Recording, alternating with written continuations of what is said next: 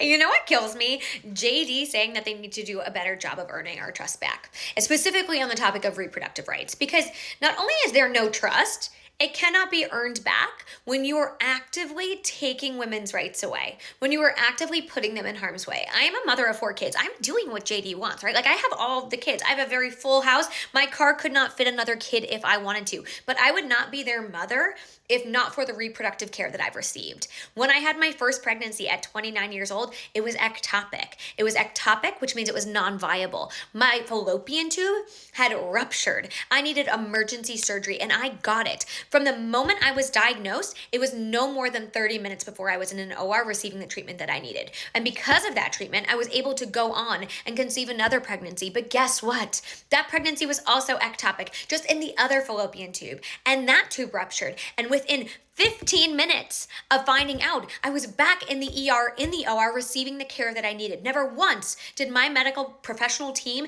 need to question whether or not they would be held liable for treating me for an ectopic pregnancy. And when we talked about abortion last year, so many people were saying it'll never impact ectopic pregnancies. That will never be something that happens. But guess what? It is happening.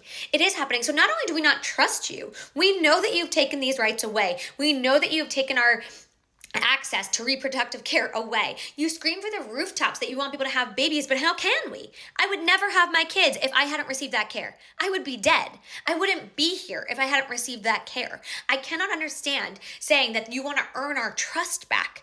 You cannot earn trust back from people that you have wronged, that you've put in harm's way. You don't earn that trust back. That trust is gone. That trust will never, ever come back. Women cannot feel safe in their hands because we know that our lives are at risk. Do not ask me to give you babies when simply becoming pregnant is a risk to my life, regardless of your policies. It was always a risk. Every single time a woman gets pregnant, it is a risk to her life. But in that care, in those policies, it is incredibly dangerous to conceive a child. It just simply is. If I had not had my kids when I did, I don't know that I would now. I don't know that I would. I might not have received the reproductive care that I needed when I had my ectopic pregnancies.